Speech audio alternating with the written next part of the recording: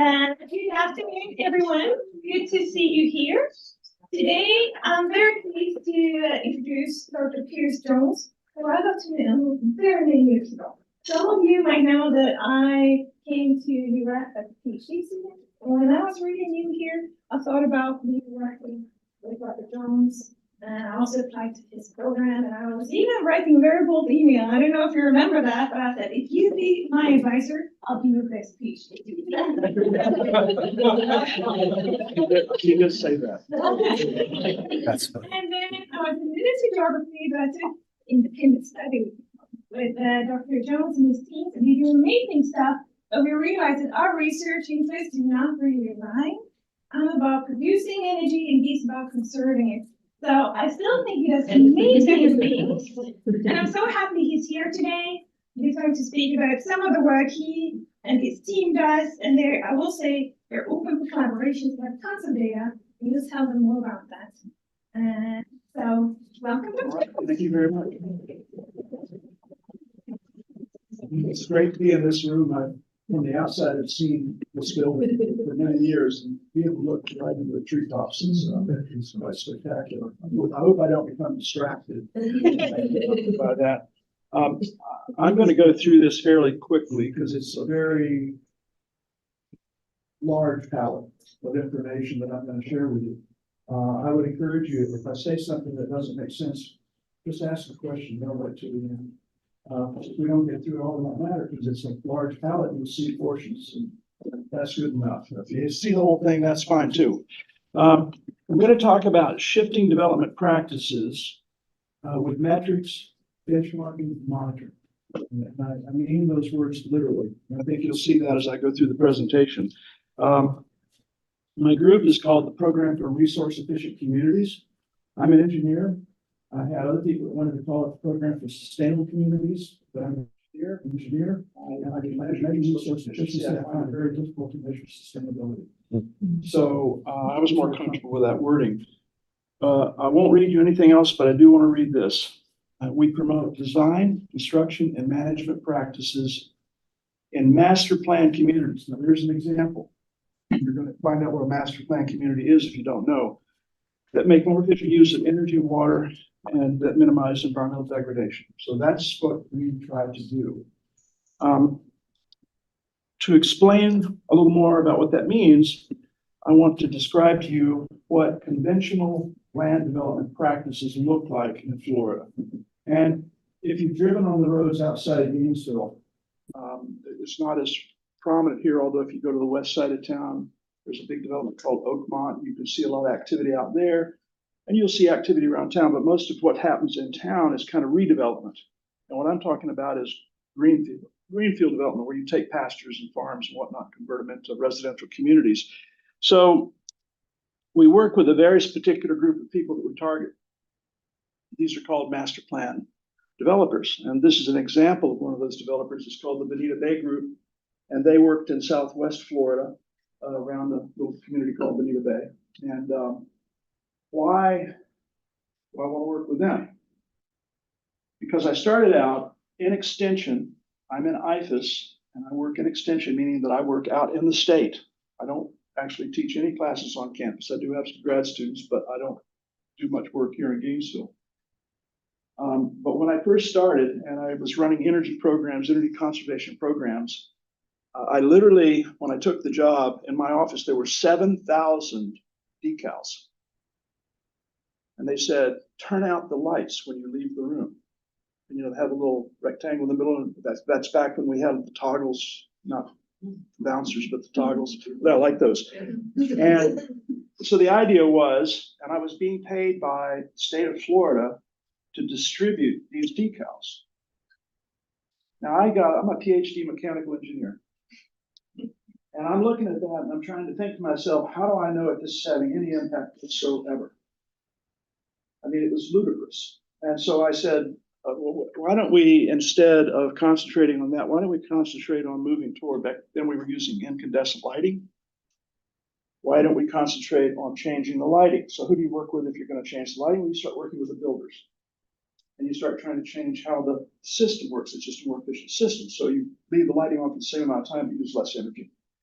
So after that, I happened to do a program called Build Green and Profit. And it was a continuing ed program for licensed building contractors. At that time, this company was building Mediterra, multi-thousand home community, had had a lot of troubles. And as part of their negotiations with the Sierra Club or somebody, they had agreed that they would promote green construction practices. So when they heard about our program, they said, well, we want you to present this program to our builders. There were 10 builders in that community, 10 general contractors, hundreds of workers. But the people that held the licenses that allowed them to build the homes, there were 10 of them. And they were told by this developer, attend this class. And at the time we had an exam, pre and a post test essentially. And they were told, you're going to pass the exam. And that year we delivered that program to 800 individuals around the state of Florida. The pass rate was 75%. But among that group of 10 builders where the developer said you will pass the exam, all 10 passed. So what that told me is they're paying attention to what the developer says. And that was my first introduction to kind of this, where the decision-making was occurring. If they decided we're going to do all Energy Star homes, if the developer decided that and told the builder, you will build Energy Star homes, and they will comply with Energy Star practices, principles, and all the rest of it, then that's how you make it happen. So if I can convince the developer that they need to move in a more water efficient direction or more energy efficient direction, and they apply it in all their projects, it leverages the impact of my time literally by thousands. So that's the logic of working with a master plan community developer. They only do the horizontal. They don't build the homes. They just build the lots and sell the lots to the builders. And the way they start out is very often in these big projects, they'll have something like this, a pattern book.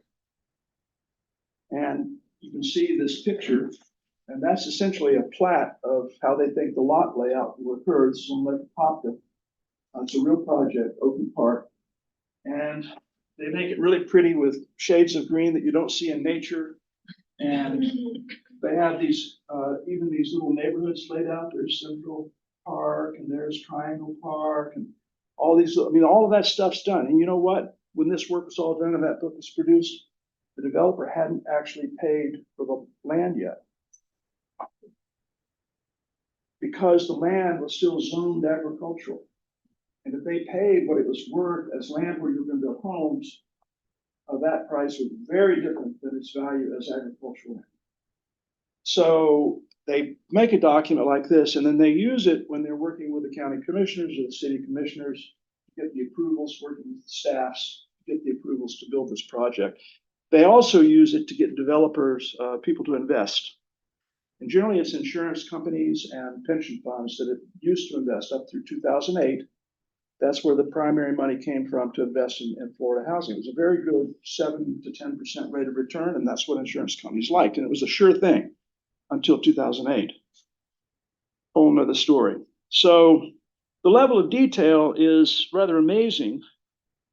Here we are in one of those neighborhoods I was talking about, Oakland Avenue. Actually, this is Oakland Avenue. It's one of the streets within one of those little neighborhoods. And they've already dictated 2 canopy trees and 2 accent trees on the lots on that street. So maybe that's where they're going to have the 60-foot wide lots, and these are the $500,000 homes. And they specify the minimum landscape standards before they bought the land. So see how early in the process the decision making is already getting locked in before you even see the fluorescent sign that says commission meetings and all that stuff. So that's why getting to the developers early is so important. The minute the approvals are in place and the financing is in place, boom, you clear the land. And you don't just clear for where the homes are going to be, you clear the entire site. That used to not be that way. Go north of campus in these neighborhoods, those were site-built homes. It's not the way it is. Go west of town to Oakmont, you can see this in practice. This is how it's done, even on ground that's not in a wetland area or something like that. So you start clearing the ground, and then you grade it. There's a contour map. The contour map, the purpose of that is to make water flow in the right directions. It's all for stormwater management. In the process, though, you have totally upended whatever soil profiles existed. Aside from the plant materials, the animals, all the rest of it that were living there, the soil is totally disrupted, buried. And in fact, when you start doing your fill, you dredge these gouge these holes in the earth, you get below any organic matter, and you start bringing that up and you put it under your road beds and you put it under your areas where you're going to build your homes. And then the only thing you have to avoid are the jurisdictional wetlands. It's not there because they were nice and wanted to leave it there. It's because they weren't allowed by federal law to develop there. When you're finally down in the lower right-hand corner, you basically put a hard pipe to connect that elevated road to that borrow pit, which becomes a stormwater basin, which becomes a pond or a lake to the people that live there. So that's how development happens. Now, that's what the developer does. They do the horizontal. They add the sidewalks, and beneath the sidewalks, they have the water lines and the sewer lines and maybe communications cable or something like that, perhaps. And then they're ready to sell it to the builders. And you have national builders that you may have heard of: Pulte, Centex, D.R. Horton, David Weekley, Toll Brothers. These are all traded on the New York Stock Exchange, and they have the plans out in California. They have the plans in Florida. They have architects that generate their plans, and they have their financial people and all the rest of it. So now you're ready. About upper right-hand corner, you bring in more of this, rich soil, and you compact the hell out of it. And now you're finished with your building of the home. You're ready to put it on the market. You got to landscape it. What's the cheapest, prettiest thing you can do? Put out turf. It's cheap, very cheap. And you'll find that in a lot of these pattern books, they'll call it out and they'll say St. Augustine Floratam. So it's not even just St. Augustine, it's a subspecies Floratam, which happens to be patented by the University of Florida. So we get a little money out of this, which I'm not going to go there at all. But I mean, it's not that we're in the hip pocket, but I mean, it is amazing. So then you look at that lower left-hand corner, and that's what it looks like. You see the turf put in right to the lot line, and literally watered in for a couple of weeks, and it looks like it's been there forever, and it's bright and green, and it's ready for sale. And but then you put it on that compacted, completely unwholesome site, and it becomes effectively a hydroponic system. It brought in a little bit of organic matter on the base of that turf, which it will oxidize. That'll burn off in a year and a half. So in year 2, you'll start with a turf replacement.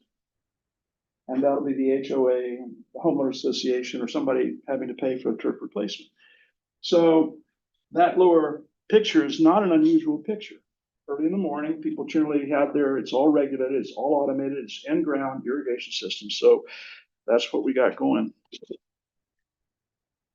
Not a big deal if you just had a couple of developments like this, but it's a jigsaw puzzle. This is Lake Apopka again, not the same side as the earlier project I showed, is also on Lake Apopka other side. But here we have Sugarloaf, 2,200 single-family units. Hills of Mineola, 3,043. Lowndes, 1,500. Black East, 215.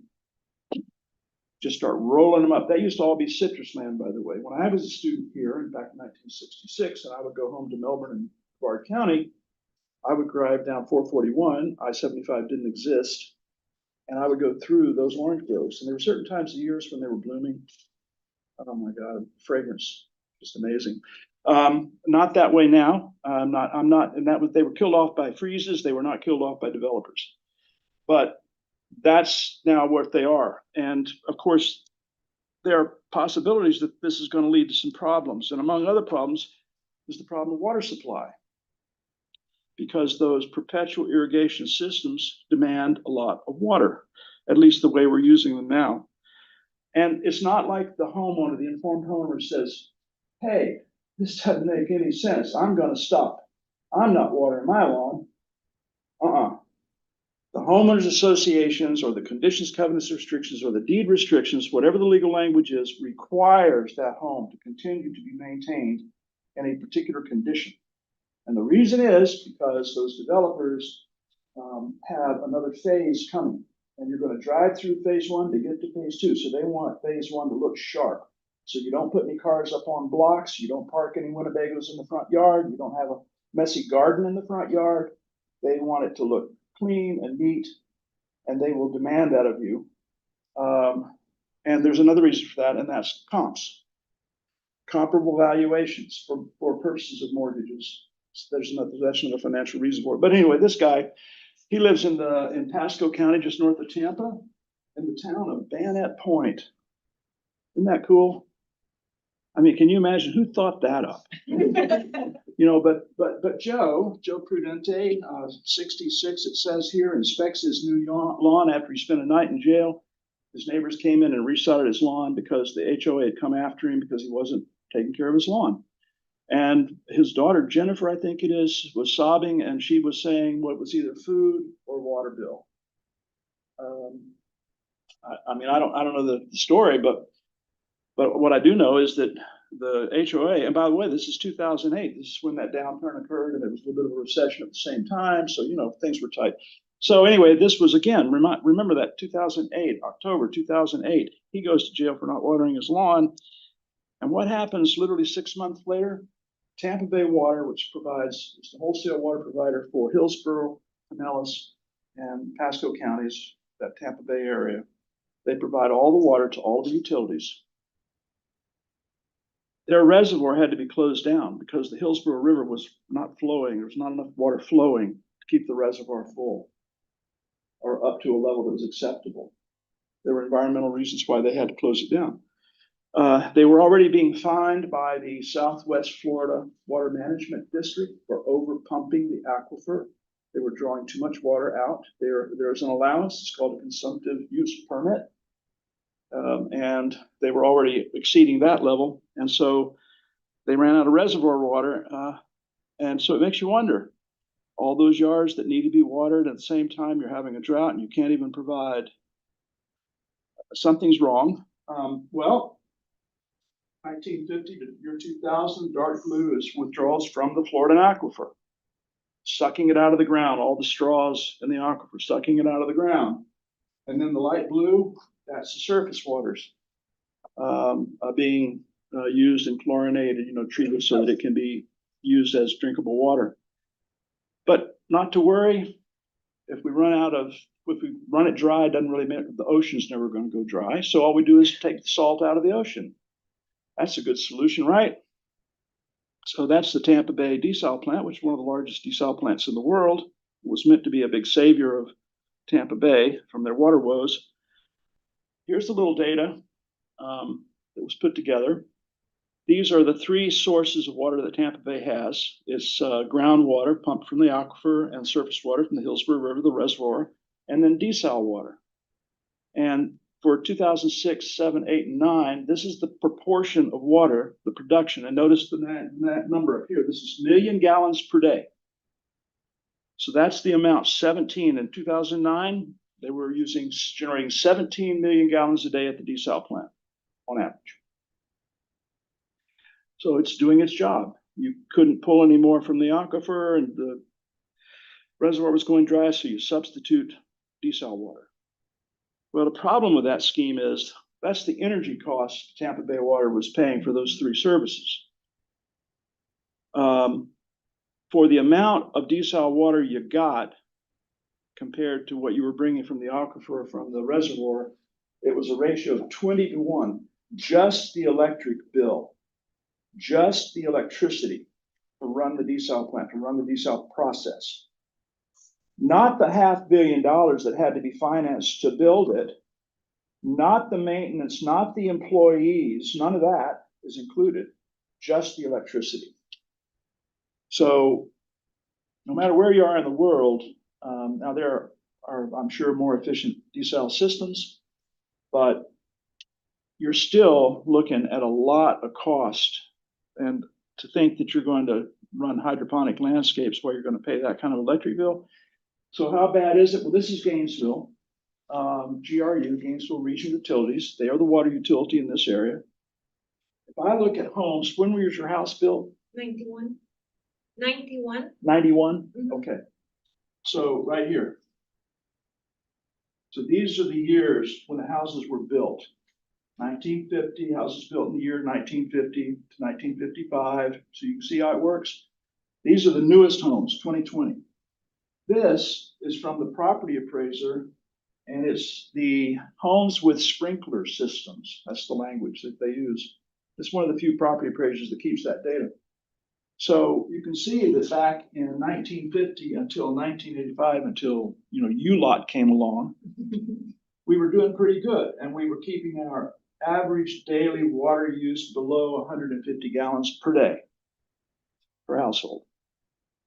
And then it starts ramping up in 85.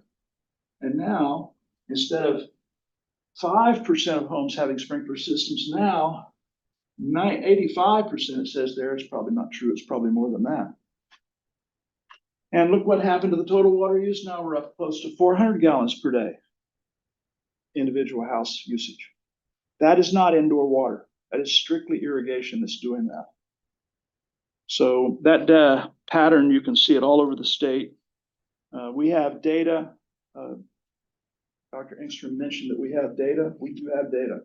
We've got more than 25% of all the residences in Florida, the metered water data for mainly Central Florida, Tampa Bay, Jacksonville, Alachua County, but we've got tons of data. To just remind you, this is Pasco County. So the desal plant is literally right here. And this is Tampa down here. And this is served by Tampa Bay Water. These were all developments that were unbuilt in 2009. They were approved, but not yet built. They're still there. Some of them now being built. Most all of them went bankrupt 2009, 10, 11 during the downturn. Some of you maybe don't even remember that. Were you in elementary school? Because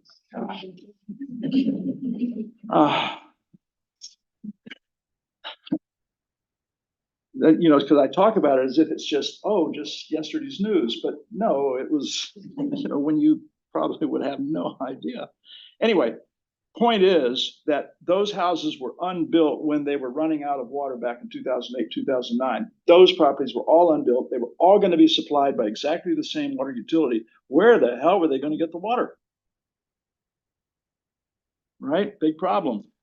So water quality, I won't go into as much detail except to remind you that if you keep over irrigating, you're washing out all the nutrients. So what do? You go to Lowe's and you get fertilizer and you put it on, and that fertilizer finds its way into the gutters and finds its way into the ponds, and then a big storm comes and they pop off into the Indian River Lagoon or whatever water body you want to pollute. Now, I'm not saying that this is the major source of pollution. It's probably septic tanks and probably ag fertilizers, but this is a contributing factor. And just to make the point, in 2005, tons per year of fertilizer that were deployed to Clay County, this is up by Jacksonville, Nassau County, which is Fernandina Beach, Duval County, Jacksonville, again, St. John's, St. Augustine. Well, St. John's is an agricultural community. They produce a lot of potatoes and cabbages, stuff like that over there. And so you appropriately 22,000 tons in 2005. But look at Jacksonville. They don't do any agriculture to speak of. 23,000 tons. For what? Well, golf courses, commercial accounts, and homes. So the bulk of fertilizer still flowing into these areas doesn't change just as you get rid of agriculture. And well, what happens then? That's the St. Johns River in 2005. Two events in September and that was actually August and September. These are blue-green algae outbreaks and fish kills that went along with it, all of the toxins that go along with it. So another impact. So I'm going to quickly give you an example, if I can do anything quickly. For some reason, I'm so relaxed here today, I'm going much slower than I went yesterday. True? Yeah. Okay, so you just cut me off whenever you want to. You get 20 minutes. Okay, all right. So here's a real project in Volusia County, just south of Daytona. It's on I-95. You can see I-95 here and New Smyrna on the right, Daytona on the right, and the site is on the left. It's on the west side of I-95, near the city of Edgewater. It was a 5,200 acre project. It was permitted for 8,500 homes. 8,500, yeah. And it did finally get entitled in 2009, just in time for the collapse. And it did, in fact, go bankrupt. But it was entitled. And that entitlement has value and it stayed with the property. So restoration was still going through design iterations when they contacted me. And the reason they did is because that was their plan in 2006, and that's when they contacted me. And actually, it's later than 2006, it was 2008, but that was the plan that they were trying to get approved. And this was a golf course community. These are the golf links. You see them going around. It was going to be what's called a Del Webb community. Not to go into too much detail, but well, you'll see an example later. But anyway, the dark green is wetlands on this map. It's a very wet, poorly drained site. It slopes nominally to the west, total of 3 feet of change of elevation over this huge piece of land. And it happens to be in the watershed of an outstanding Florida water, Spruce Creek. So when it went in front of the Regional Planning Council, it got pushback and it might have gotten 1 or 2 no votes. Well, prior to that, no development, all developments that were this size went through a regional planning council in case it would impact regional roads, regional schools, things like that. And they didn't want a single vote against it because there had never been a vote. This is Florida. We don't vote against development. But they didn't want even a single vote because then it comes to the county. And if there was a vote against it, then that energizes the opposition. There's always opposition. So they came to us and said, what can we do to make this more acceptable? And I'm an engineer. Wasn't even hardly involved at this level in the project, but they just wanted our ideas. And I just said, well, I guess if I were you, I would just snug up to I-95 and make it into a much more compact design. That was my advice. Make the lot smaller, get closer to I-95, leave the wetland areas alone, and people will be less reactive. Get it near I-95. So sure enough, that's what they did. Still 8,500 homes. That didn't change. So they still have 8,500 homes. But the cool thing is I now have 2 very fully developed plans. One is a sprawl plan and one is a compact plan. So here's a chance to evaluate the 2 plans and compare them. So let's look at the roadways. Now, I don't pay any attention to this in detail, except to realize that if you were to take what I showed you earlier and look at all of the places where there was a 6-lane divided road, you'd find that it needs a 150-foot wide right-of-way. And in this design, it had 5.45 miles of that. And then the question is, per lineal foot to build that roadway, $2,000. So you can calculate it out exactly how much it would cost to build that roadway. So we can do it for the sprawling 2006 design, and we can do it for the compact 2009 design, and then we can compare the 2. So I compare them, and here's what we get. Miles of roadway drops from 72 to 39. Lane miles, which kind of equates to surface area, is 186 to 103 miles. Impervious surface area, 17 to 10,000. Landscaped area along the sides or in the medians drops from 6 million to 3 million square feet. The cost, this was in 2009, the cost dropped by $145 million. The cost for the new compact design is $145 million less than the other design. And why do they need somebody, an amateur like me, to suggest this for them to not even consider a compact design where there's that kind of money on the table? I'm not going to tell you why. There's a good answer to that, but I'm not going to tell you what it is because it's too much time and I'm already running slow. But if this did get the developer's attention in a positive way, one other little note to think about for purposes of how you would compare these different characteristics of a development project, I've just kind of put it down here.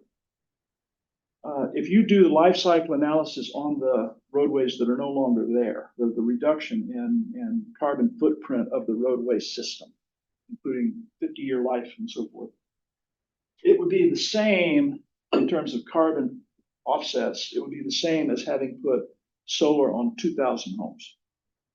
So that's just a good rule of thumb of how much we saved by doing this.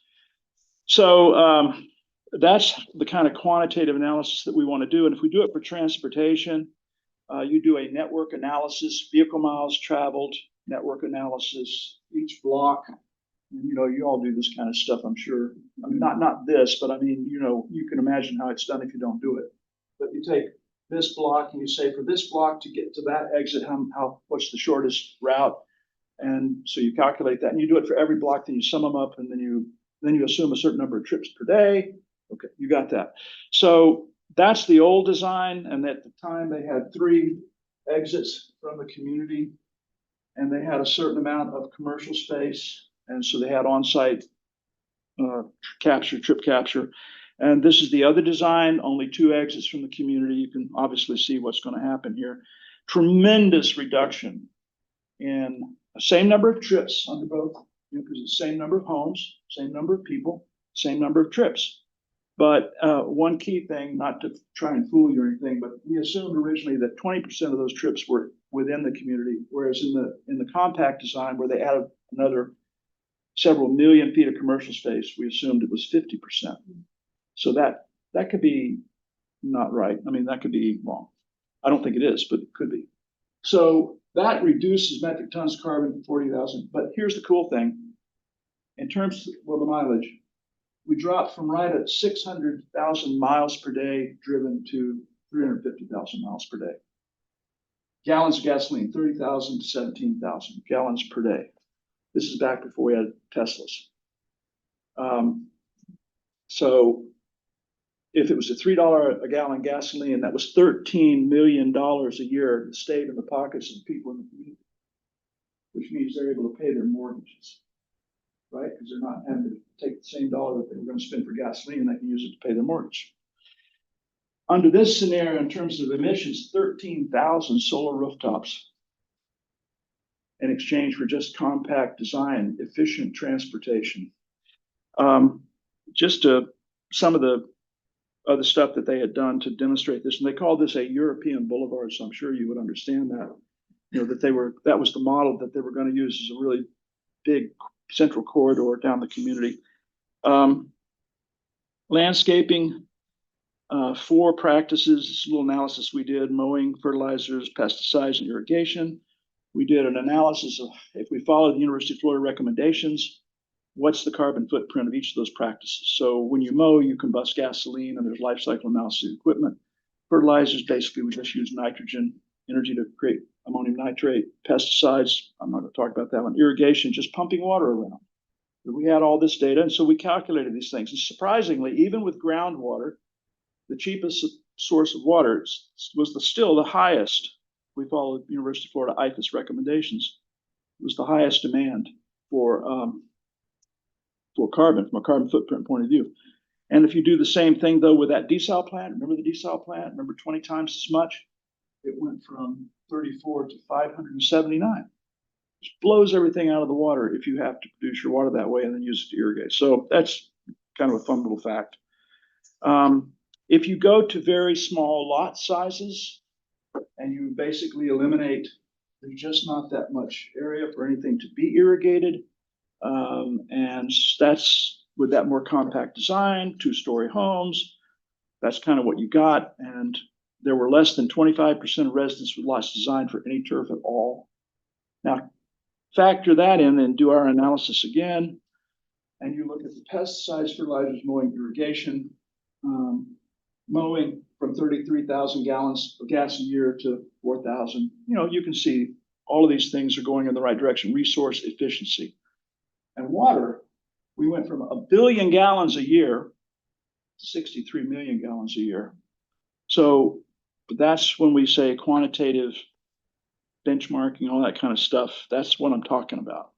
Now, here's a project called Sunbridge, where I want to talk about shifting development practices, which is what the title was, right? This is what you've been waiting for, because I know you wouldn't have come in here if you hadn't seen that is going to be shifting development practices. That got your attention, I can tell. So Sunbridge is a massive project in Central Florida. This is Orlando. That's the Orlando International Airport, a little town here called Lake Nona. Sunbridge is right here. Sunbridge is the first piece of this ranch.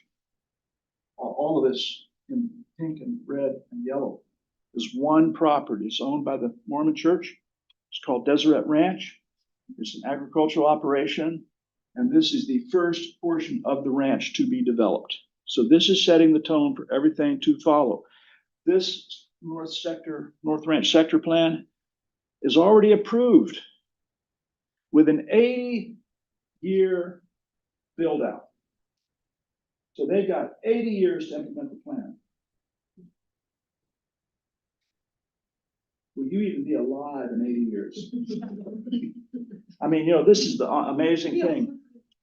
103. We can back calculate now, right? Okay, so we'll go back to figure out what grade you were in when the downturn occurred, right? Okay. So this is a pretty significant project because it could, bend the curve before that development happens. And it's a fairly modest thing that we're trying to do. We're just trying to save a little bit of water. But there's Sunbridge, a little better design, that you can see a little more closely. And one thing, just for keeping your mind, Orlando International Airport, Lake Nona, Searles Drive. Okay. So we're going to zero in on Searles Drive, but now we're looking at a map of the water utility territory. This is Toho Water Authority, and they are the primary water supplier, public water utility in Osceola County. We have all this data, and we have it for 10 years back, and we are getting it currently. We're usually about a month or so behind current. So we summarize them like this. We say that throughout their entire territory, average per home gallons per day usage, 245 gallons. That was in 2023. So we just kind of do these little summary statistics. The average year built anywhere from 1894 to 2022, averaged 2003. So there's a little bit of a snapshot of what the territory looks like, characteristics of the housing in the territory. And then the meters, we have three types of meters. This dark blue is a potable meter. That's water that's coming from the aquifer. The irrigation in green is also water coming from the aquifer, but going through a second meter. The purple is reclaimed. That is water that has gone back to the water plant. That's after it came to your home, and then you send it back with all the poo in it, everything else. And then they strip the solids out, and they send the water that they got back to you again for use in your gardens. Okay? So that's what those 3 meter types are about. The color coding here, if it's red, it means that they're in the upper quartile of users. There's a high users. If it's the lightest color of yellow, those are the low users. And this is done by subdivision because it's the builder. Remember, it's the developer builder that makes the decision. So we can zero in, we can zoom in, and all this is a platform online, and we can zoom into Searles Drive. And we can zoom into a recently developed subdivision on Searles Drive called Split Oak Estates. Average water use in Split Oak Estates, 757 gallons per day.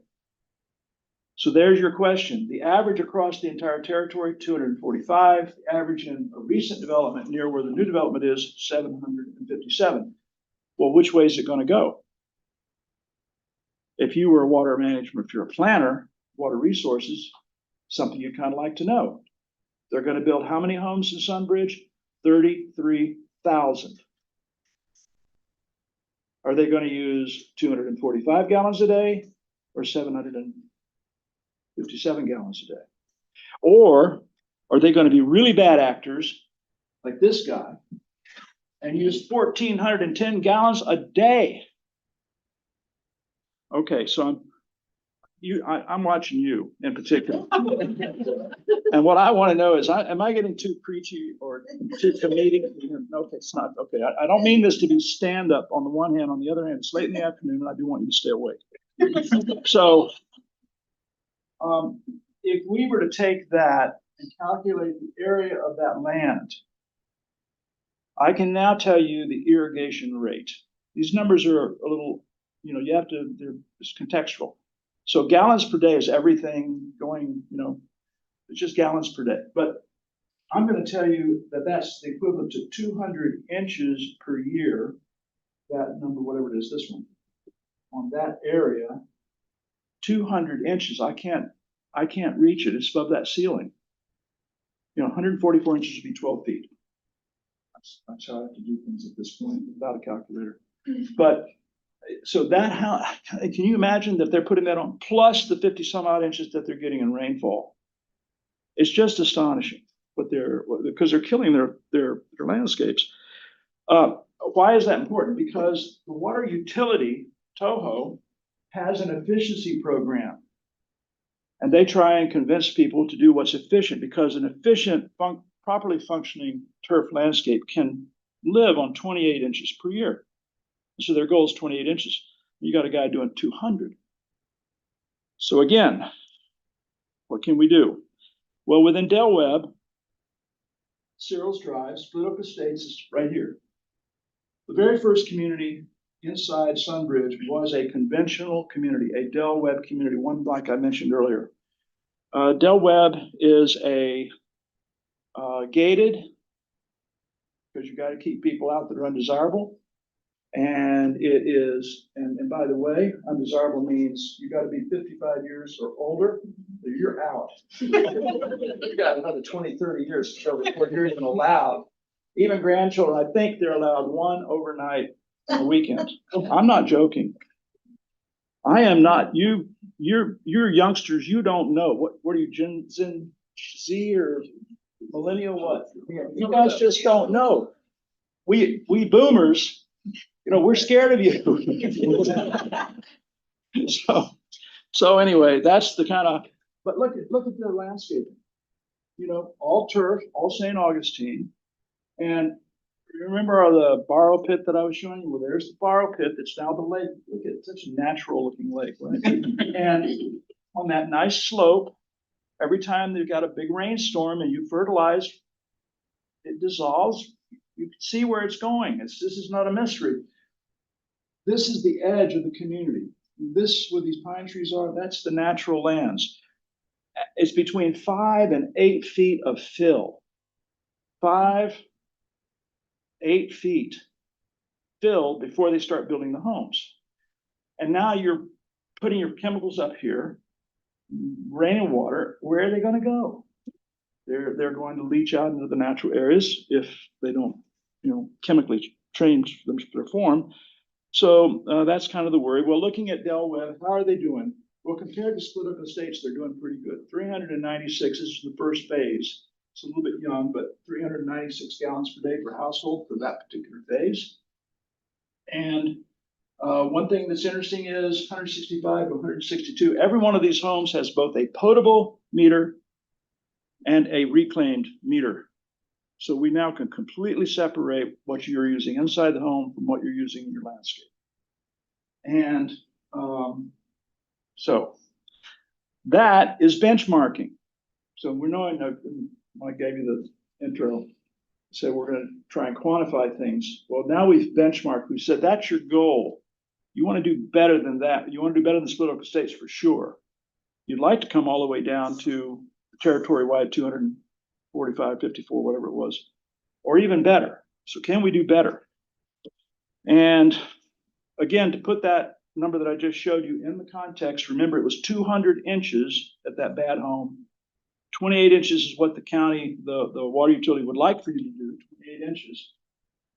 These came in for these 4 months that if they operated at that rate all year long, they'd be right in the realm of 50 inches per year. So they're just about double.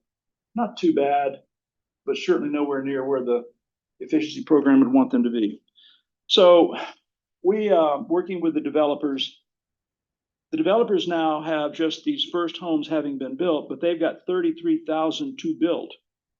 They are worried that they will not have sufficient water. They had to actually build the initial water plant that pumps this water. They had to go to Wall Street and get the money to build the plant, finance it. And we talked to them about going to alternative landscaping and saving a whole bunch of water. And they were receptive. And so we've gone through this process. This is a meeting that we had back in October of 2021. It was at a Sustainable Landscapes panel. The guy here, Richard Levy, is the developer. And we said, you could save a boatload of water. And he said, how? Tell me how. And we said, well, this is October 9th. We had a meeting of a group called the Sustainable Landscape Design Group. And we said, well, we're going to design you landscapes that minimize or eliminate irrigation, fertilizers, pesticides, and maximize ecosystem services, because then you'll have more butterflies, pollinators, birds. It'll be a more desirable community. Makes sense? And by the way, these are all the partners, all these private sector. Tavistock is the developer, Cherry Lakes Landscape Company, Canada Associates Landscape Architecture, Dix Height Landscape Architecture, Life Soils is Compost, Soil Amendments. So those are all my partners. And University of Central Florida, been a fabulous partner. And so January 10th, less than 2 months later, Dix Height and Canaan Associates had designs for the 12 model homes, just as an exercise to show them what these landscapes might look like. We had the plant list that were the drought tolerant, predominantly native plants. And they saw these designs and said, hey, looks pretty good. Let's give them to the builders and see what they say. So we did that. And glory be, they said, well, we won't do exactly that, but we'll take it under advisement. So they handed it to their landscape architects. They tried something of a mimic. April 12th, here's one of the first homes. This is a David Weekley home, and that's the kind of landscaping that we put in. Now, that is not mature landscaping. That's fresh, recently installed. Great. We thought we had knocked it out of the park. June 22nd of 2022.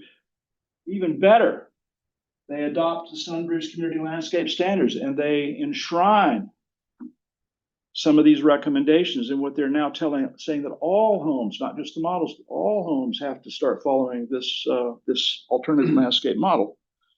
So we're gaining great traction. And this is just some of the pictures from the community more recent. This is October 4th, 2023. We're seeing perennial peanut, we're seeing sunshine mimosa replacing St. Augustine, we're seeing compost amended soils. It's looking pretty good.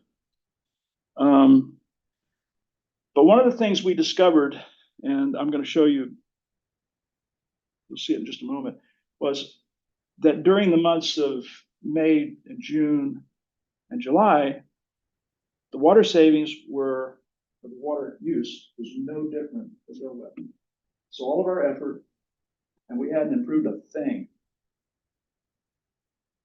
Because even if the plant material didn't need the water, Jimmy didn't know that. Jimmy is a professional landscaper who's been doing this all over the state of Florida for many, many years. And he had left the systems, and we had some drought in May of last year. I don't know if you remember that, but pretty droughty conditions. So he actually cranked the irrigation up. And I started telling him, and he didn't believe me. And it was a little bit of a shrill conversation. Jimmy, we're supposed to be saving water on these landscapes. You're not doing it. He said, well, there's a drought. The plants will die. I said, no, they won't. And we went back and forth. And so Jimmy started reading the meters himself. He'd never done that before. And he read it the day before he ran the irrigation system, and he ran it the day after. And then we gave him the square footage of the irrigable area, calculated the inches. Oh, first thing he did is went from 2 days a week to 1 day a week. Okay, that cut the demand in half. And then he started reducing the run time from 20 minutes to 10 minutes. Guess what? No ill effect on the plant material, but he's seeing it in real time. So now he's a complete convert, and he reads the meters himself. And so what have we got from when he started? The first day he read the meters was July the 11th. And those were the meter readings. And then I've done a lot more of these, but over the period to November the 20th, meter readings, do the calculation, 15 inches. Yeah, there. Compared to 50 inches, compared to 28 inches, one builder, David Weekley, did not go with Jimmy, who is Cherry Lake. So Jimmy is managing all these landscapes. David Weekley is managing these two. They have the same ones. And in fact, the one I showed you earlier with the red house, that's one of the David Weekley homes. That's this one, 58. 67 inches. It's the landscape manager. So this is one of those systems situations where you can put the right plant material in, you can do all these things, you can put the right price on the water, but if you don't provide the data and you don't engage the landscape manager, it doesn't go anywhere. So, skip that one. So Cherry Lake's managed models, steady improvement. Jimmy began to do his own meter readings, and now it's a self-feeding machine. Conventionally managed landscapes, no improvement, because without the knowledge. So the observations are water's got to be prioritized, and that's where in that document, it has to be even further prioritized than just a suggestion. Landscape maintenance person is the key. The Jimmies, they're the key. Making the whole system work. Regular access to water use data is essential. And if you were to roll up everything that I've just said, and we think about, I say it was 15, but 16 inches of water. For the model homes, just this neighborhood, that would represent 1,000 gallons per day of demand. If you go to all 33,000 homes and you only use 16 inches, then the water demand is right at 5 million gallons per day. If you go with 53 like Del Webb, it's 18 million gallons per day. That's the water demand for that community when it's built out, 33,000 homes. GRU here in Gainesville has a consumptive use permit. The permit is for 30 million gallons per day. So when you get up in this range, you're getting close to being 2/3 of all of Gainesville. So that's what this project represents. You're building an entire new Gainesville plus, or 60% or 70% of Gainesville, if you consume water like this as opposed to that. Well, that's what the developer wanted to hear, because of course they want to build more houses. Another problem, not the one I'm trying to solve. Last thing I'll say is on biosolids, and this is just kind of fun fact stuff. I said that the water goes back to the reclaimed, or the water utility, and you take the solids out. What do you do with the solids? Well, here in Gainesville, what we did, this is the Kanapahaw plant, which is out near Hale Plantation, west of town. And they would load it into a tanker truck, and they would literally take it out of the county, going west, past Newberry, get over the county line, and there was a farm out there. You put it in a tank, and you just spray it all over the fields, and you grow cows, and then you eat the cows. And that's where the nitrogen and the phosphorus goes, into the cows. It's a good system. But it's nasty for, people don't like it. And South Florida is running out of pasture land, so they're shipping all of their containers north, and they're putting them on pastures in Osceola and Orange and other counties. And now St. Johns River next, they want South Florida water managers to come up here and pollute our waters. And how are they polluting it? The limits on how much you can put out is nitrogen. But what they have discovered is that there's a ton of phosphorus in there, and it doesn't go away. And so now you got a big sink of phosphorus, which is going to get into all of our watersheds. So here's a thought for you. Let's compost it. And that becomes EPA Class A EQ, unrestricted EQ, standing for exceptional quality. This you can grow on vegetable gardens and eat it the next day. There is no danger from this material. And so we have already worked on Cyril's Drive with integrating it into those areas and trying to amend those soils, fix the soils before you do your landscaping. So that's moving forward. And I took 4 minutes longer than I really wanted to.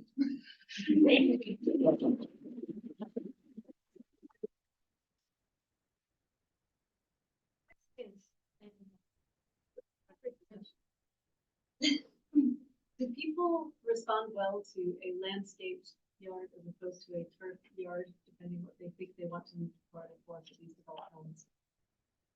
That is, did I write that question out for you? And just tell them I did not do that, right? This is a great question, because it's a trope, and we all believe it. I believe it, but it's not true. 2 weeks ago on Saturday, Tavistock, the developer, had the first homeowners association meeting in Western Park. And they were all, and of course, it was because there were complaints and things that were starting to come around because they're in a very new neighborhood. And they really were just prepared for the worst. And some of those partners that I showed earlier, they came down to help out with it. The landscape company came down, the guy that does the soil amendments came down, the landscape architect came down. So they were all there to meet with the homeowner association members and answer their questions. And they really thought that's what they were going to get hit with. People said, price of pine straw is too high at Lowe's. What will you do about that? Well, the guy that's from the landscape company said, well, we've already proposed to bring it in by the semi-trailer load twice a year and sell it to you wholesale, $2 a bale, as opposed to 20 is what they're paying at Lowe's. Oh, good deal. Happy. What can you do about this erosion problem that I've got? Well, maybe put some guttering on the roof.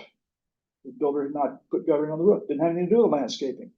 So there were a whole bunch of questions and concerns that had more to do with just the practicality of managing the landscape. And when it was explained to them about the pollinators and butterflies and birds, they bought that. They thought that was good. And when they understood that it meant no pesticides going into the yard or even greatly reducing, they were good with that.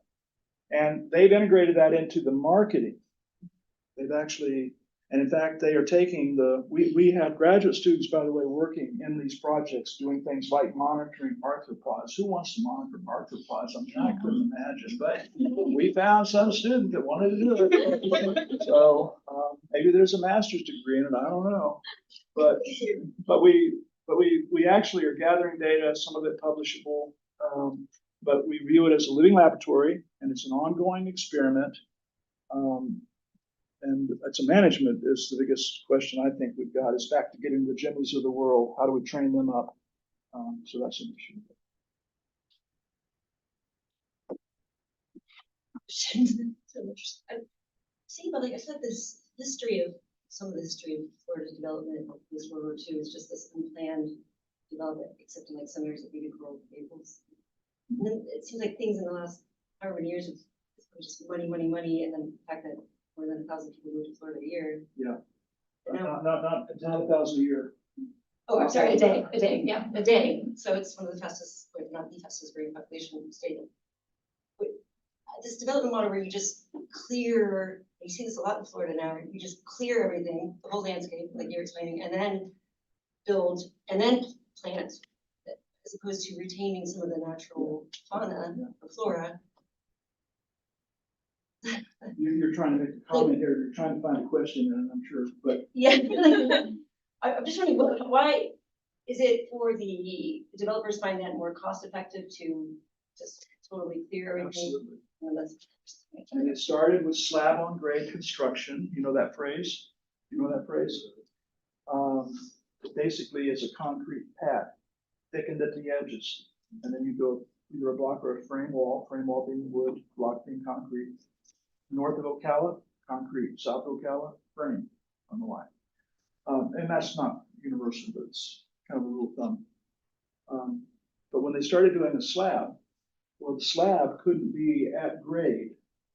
I mean, slab on grade, but it couldn't be at grade because when it would get wet, concrete would absorb the moisture and wick up. And so there are things like moisture barriers you put under the concrete, things like that. But so you built yourself a little pad that's, a foot and a half above elevation and graded it out. And that way the water wouldn't seep up. So that was kind of the beginnings of it. Once you decide that all 1,000 homes are going to be like that, it's simpler just to clear the whole site. And then, of course, the trees just get in the way. And then there's water and stormwater management. So, yes. Actually, I'm just going to say we're actually out of time. But I'm sure Dr. Jones doesn't mind staying for a few minutes if you have more questions. If you have to go, you're free to do that. And thanks again.